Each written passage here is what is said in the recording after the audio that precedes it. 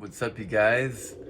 Um, so this is a personal lesson, and I'm also gonna upload this um, for one of my students, but for all my students. Uh, every guitarist needs to know this. Um, it's the five notes that make up. Well, the two notes in between are the two and the four, right? But that D and the F and the C E G, right, and the C major chord is we're just gonna jump right into it. So you've got left and right hand both playing C, E, and G. That's the 3, and the 5 in the key of C. Those are your two C notes, right? C4, C3, right? You can eventually bring that out a little bit wider, but right now your eyes need to kind of focus just the same distance, especially if you're coming from guitar. It needs to be about 12 frets, you know? So that actual distance between the intervals, just like a guitar, you want to have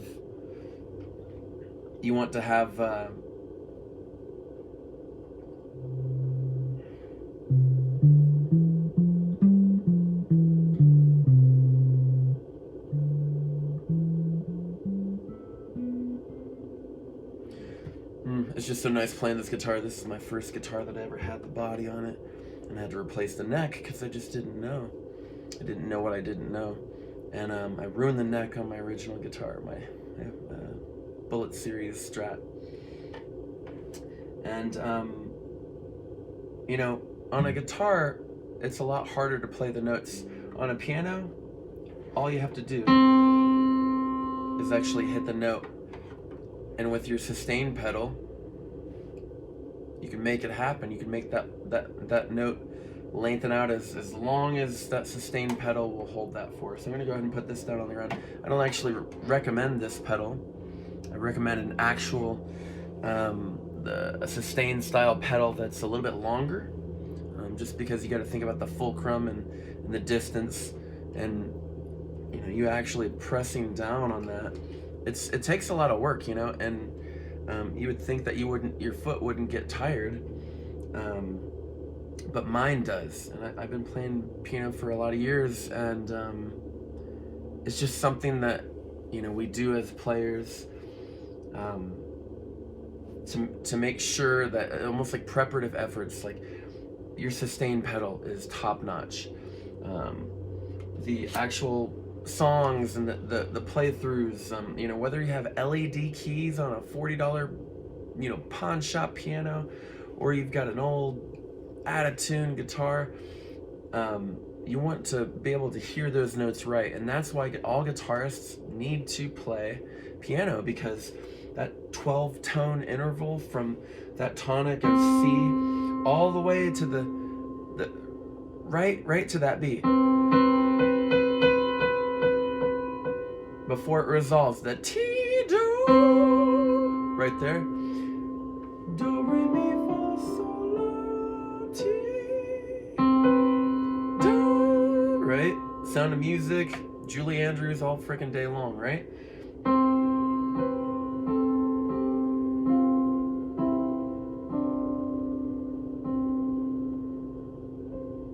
You need to drill that into your mind. Use that solfege, do, re, mi, fa, sol, la, ti, do. And to find, a lot of things, a lot of reasons why guitarists fail, a lot of reasons why they quit, is because they don't have enough sounds and textures like this floppy disk and this old ass piano from Costco for $100 from a Goodwill.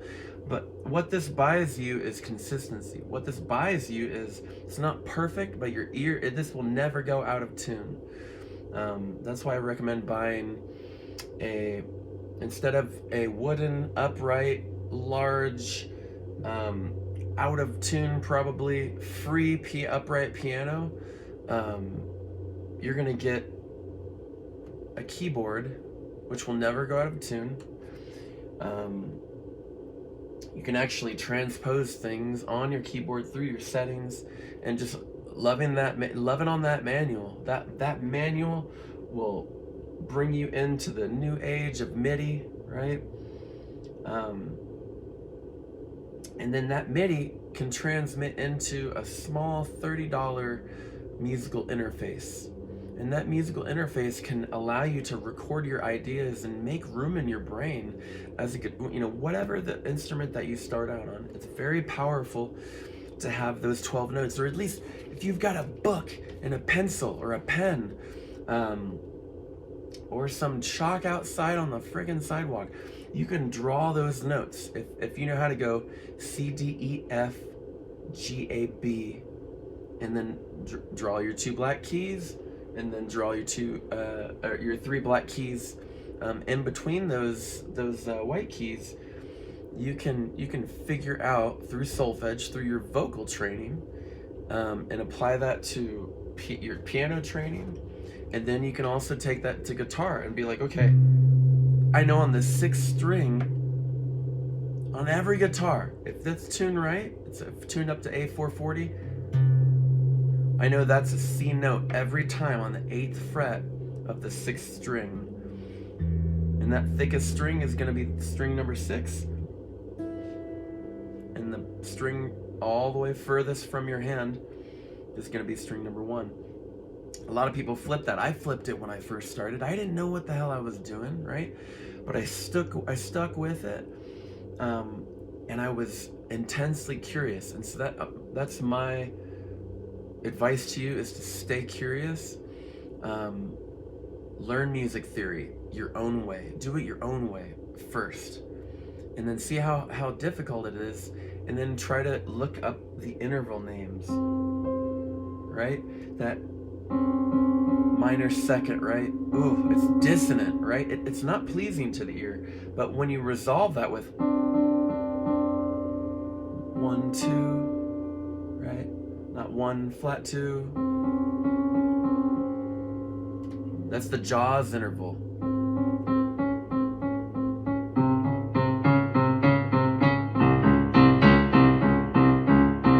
Right? You've got that minor second jaws interval, right? It's a lot of tension, and it's playing back and forth, back, forth, back and forth, back and forth, back and forth. High, low, high, low, high, low, or low, high, low, high. Whatever your ear naturally draws to, that's that ear training that is so powerful. Through my education, through sound production school, trying to become an engineer, learning from really amazing professors,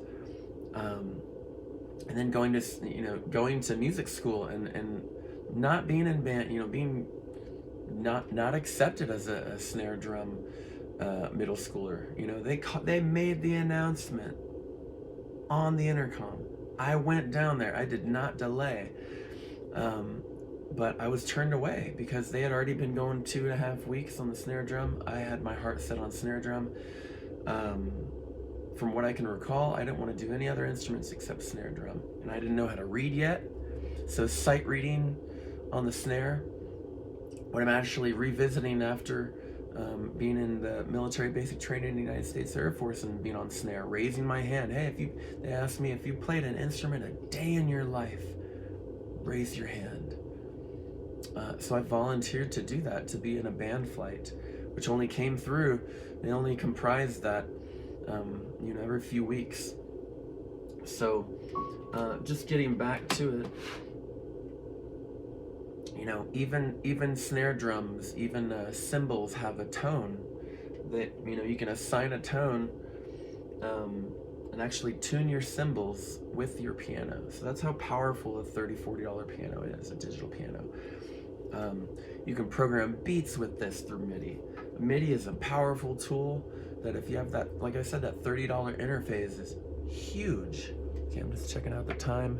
We're approaching 10 minutes. Okay, so let's get into the lessons though. What I want to do now is go through, I can do this on, what I want to do is go through, and I can do this on guitar, but what I want to do is to allow you the opportunity to create this in your mind and to duplicate this in a kind of a slow manner. I'm going to play it a little bit slower than I normally would, right? Because every mind is different, and you have to play something slower than you think you should be playing it in your own mind, and that's hard to do. A test that you really can't do, not that I know of yet, except to have you play a piece, whatever you're working on, as slow as you possibly can. It's kind of tricky, you know. I'm tricking you, so you play that piece slow. Let's say it's just 4 bars. It's 4 measures long, and you play that. I'm clocking it. I'm timing the tempo, right?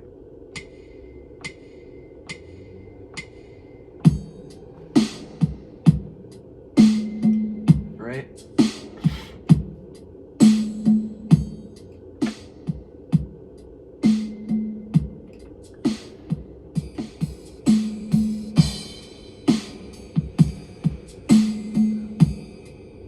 Okay, so it's important to just kind of sit with that, you know?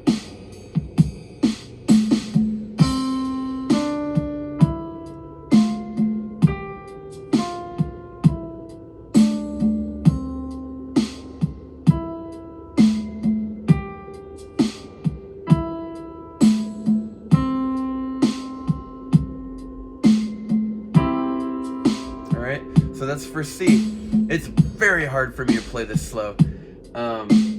I want to be playing like,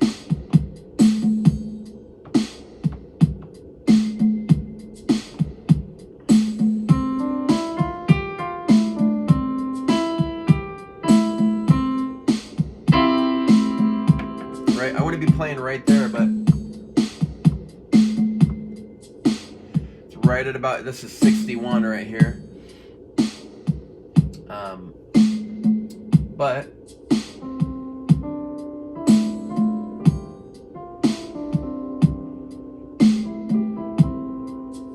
I really want to take my time with that.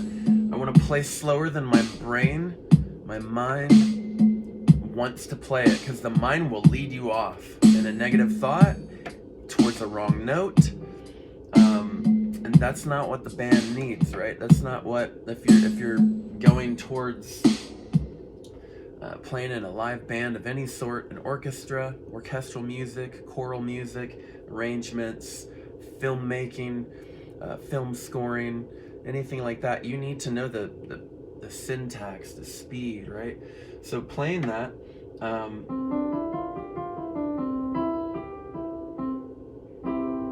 right, on C. Let me move this over here so we can actually see that. Hey, look, I made a pun. Let's see. Really you need a view like this from behind. You essentially need to look over my shoulders, because that's the view that you're going to use. So this is not the right view. This is not the right way to learn. Usually it's side by side, you know, and we work within a 2-octave spread. I work over here, right? And you work over here. The notes are a little bit easier to hit on an actual real piano over here, and they're graded.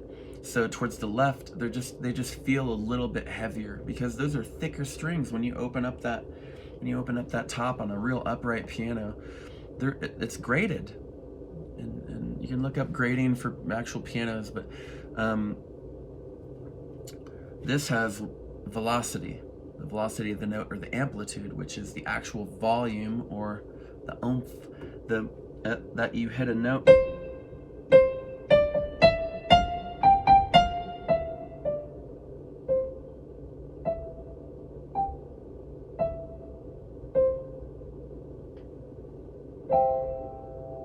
Right, and pressing that sustain pedal. A cool thing about this sustain pedal though, you can flip this switch right here, bam, and now it's on, and when you press it, it's off, versus pressing it to engage it. So I'm gonna do that. That's good for the ear too, to actually hear that note, hear it sustain, even if it's a wrong note, right? There's actually technically no such thing as a wrong note. Just the context in which you play it, right? So I'm gonna get my posture right. And then pretend like you're holding like a finch, like a little fledgling bird in your hand, or bubbles. A lot of times it's bubbles. And you want that shape to be able to get to a point where you can do those 5 notes, come back, and then we lead into crossovers, you know, going all the way to that C with that right hand technique. It goes 1, or T, right? 1, 2, 3, 4, 5, or sorry, 1, 2, 3, crossover, 4, 5, 6, 7, 8. 8, 7, 6, 5, 4, crossover with the middle finger, 3, 2, 1. Okay, so let's try that again.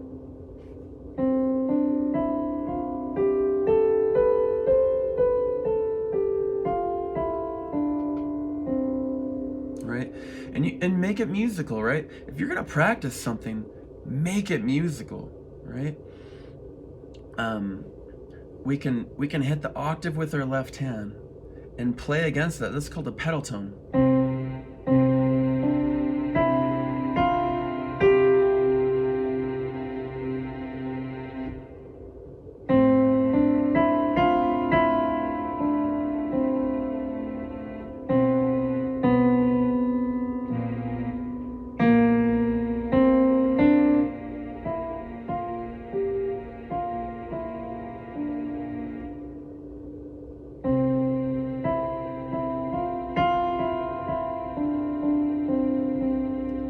Whatever you're doing, trying to make that musical.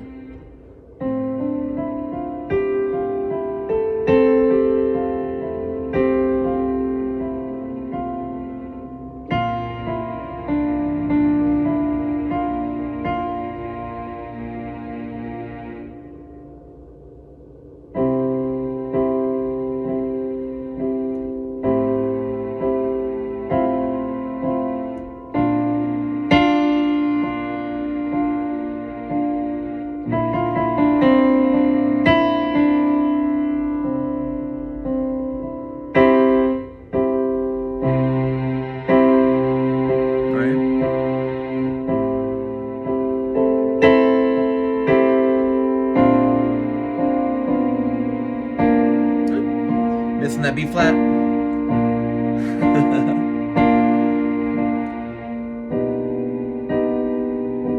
And if you don't like what you hear, like this is kind of dissonant right here.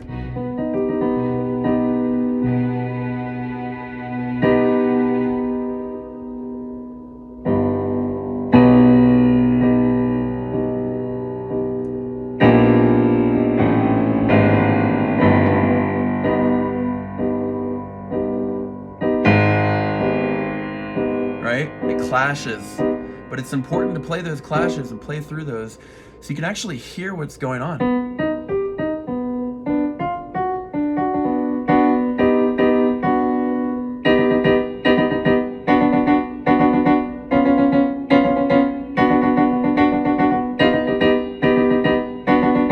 And moving down 1 key or up 1 key per finger is going to keep that pattern or that sequence, that grouping of notes that you're actually displaying. A lot of times you'll see, I won't move the camera, but you'll see in the display right here, this digital display, you'll actually see on the grand stuff, the bass clef, right? The little bloop, right? That thing. And then that treble clef, right? The grand staff is bass and treble clef. And you'll see middle C right in between there. Okay, and you're tracking it, right? So look at that chord and try to name those notes out. Use every aspect of your knowledge and your brain, and sing that note. C sharp.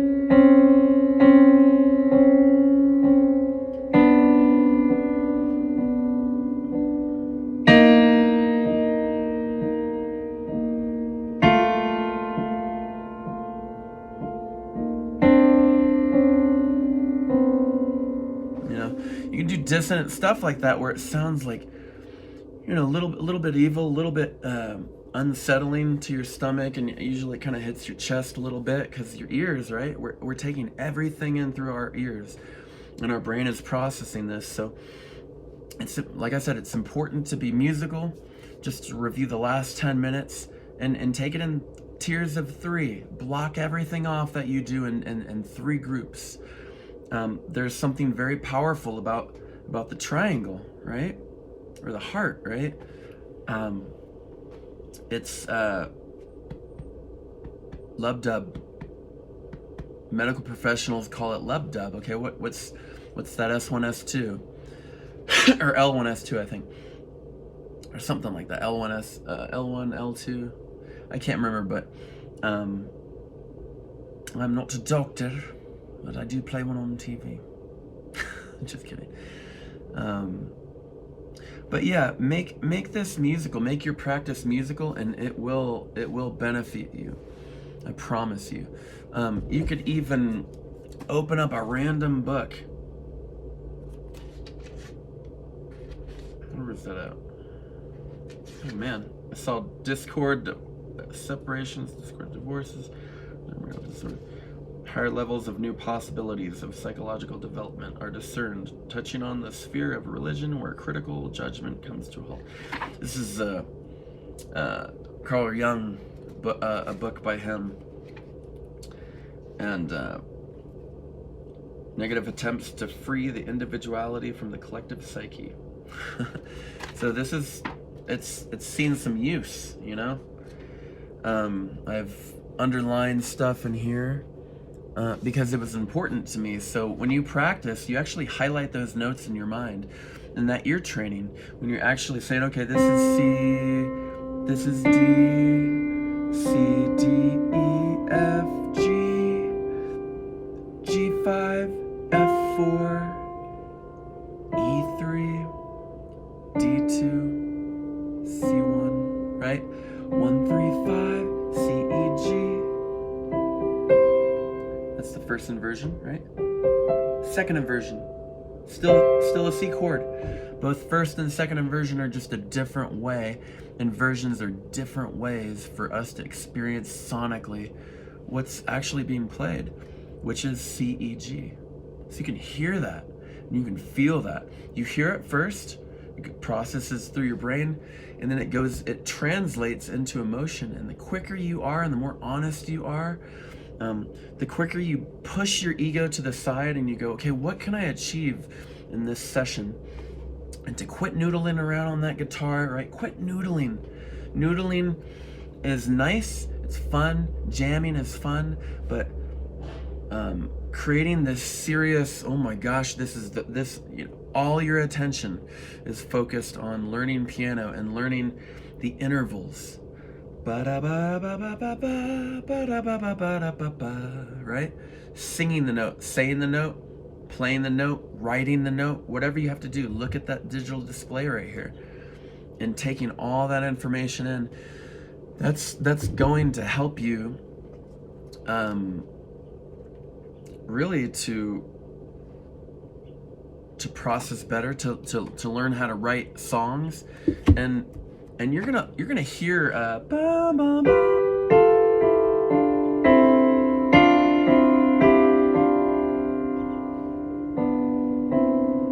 Basically that interval right there.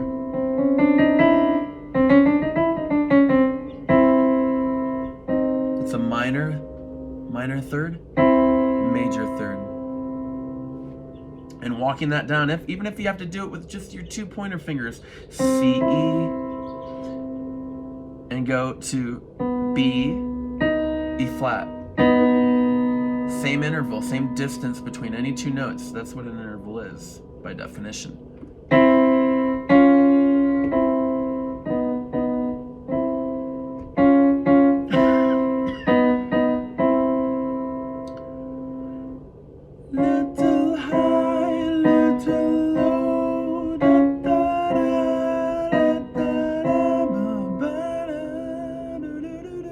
Right?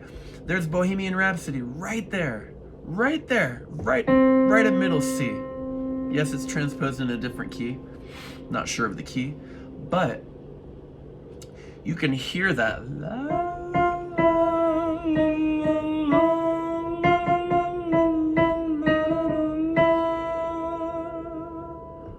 Right?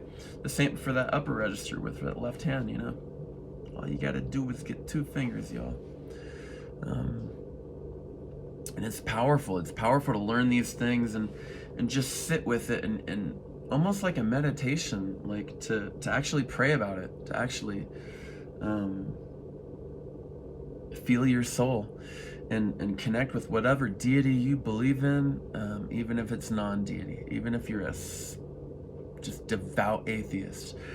There's something about the human condition, that what music does to it and how we translate that in our souls and in our consciousness, that you know, permeates from the subconscious mind or the unconscious mind. All these melodies throughout our years, the melodies we learn in school are our baseline. That's our foundation. And then what our parents like, that's that secondary thing. That's kind of like the walls, that OSB and the Tyvek's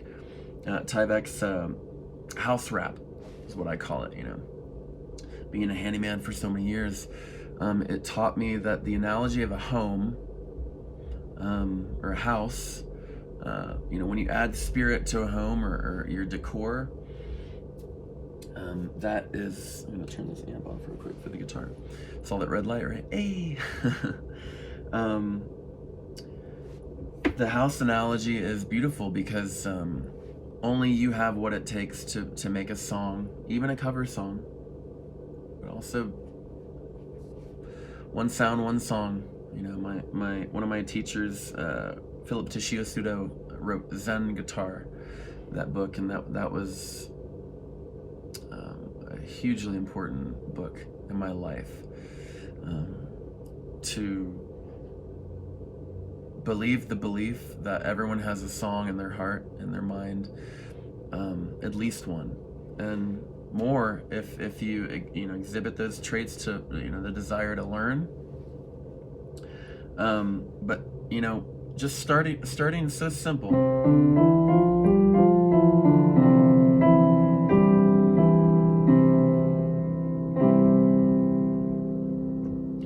And then moving over, right? Shifting over, playing that C, and then finding the D. It's just like keyboarding class, right? Your home keys. Finding the D. That's D minor now. That same pattern that we did, shifting over one white note to the right, two pitches up, gets us D minor. Right? Like last time, we were learning about Bill Withers' Lean on Me. Those are diatonic keys.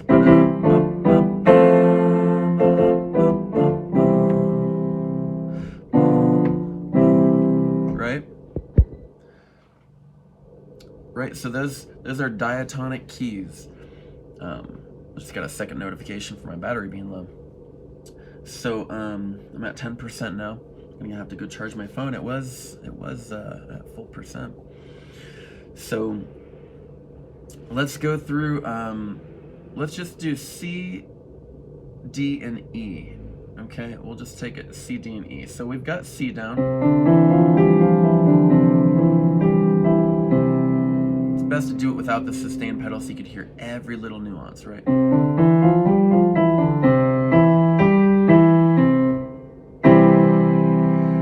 Alright, and then we're going to keep it right here. Right? That's kind of like our edges, our left edge and our right edge. And we're going to shift over to D. And then we're going to take that middle finger, right? That third finger on that F sharp note. The key of D has an F sharp in it.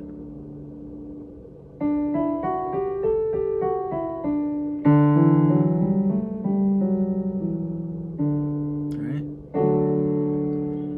So we'll do that individually, left and right hand, or right and left hand, however you want to do that. I usually do right to left. Now we're going to play it together. A little slow.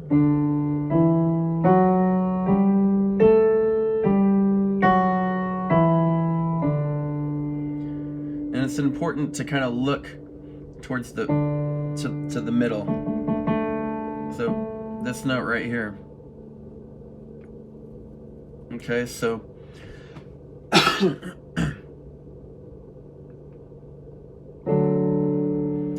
right?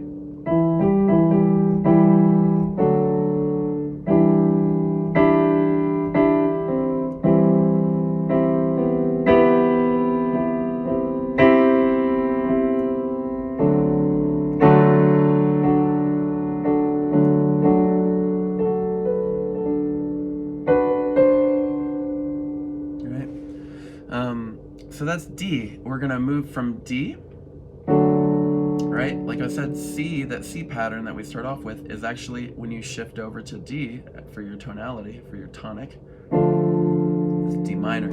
So that's why you have to grab that F sharp note. D, F, A, minor, D minor chord.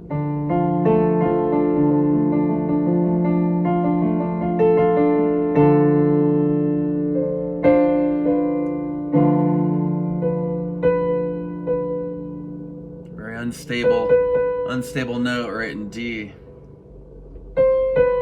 That B right there.